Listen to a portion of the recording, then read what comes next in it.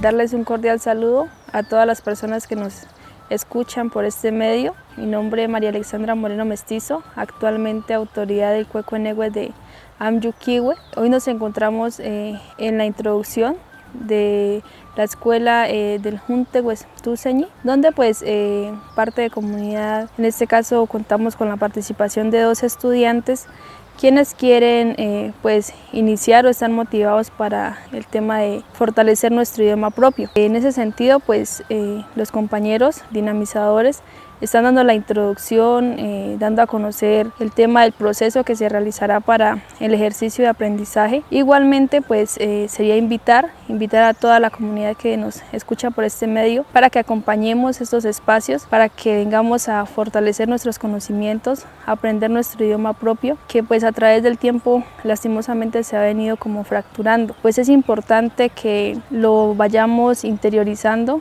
que vayamos como fortaleciendo, porque eso nos ayuda como a tener nuestra identidad como pueblos, en este caso Nazas, y desde el Juntegues Tuseñi vemos como todo este espacio de aprendizaje, de acompañamiento. Sería invitarlos, compañeros, compañeras, nuevamente a las personas que de pronto tienen la oportunidad o cuentan con esa fortuna de hablar nuestro idioma propio, que lo implementemos desde las familias, desde la comunidad, vayamos como dando a conocer, transmitiendo, porque es importante que nuestra lengua, nuestro idioma propio perdure para nuestras nuevas generaciones. Y lo decían hoy en la introducción, no estamos aprendiendo para nosotros, sino para nuestras nuevas generaciones, y por ello es importante seguir fortaleciendo y cuidando con lo que hoy en día contamos, que es nuestro medio ambiente, nuestro idioma propio, la sabiduría de nuestros mayores, cómo seguimos tejiendo en comunidad, seguimos tejiendo desde la familia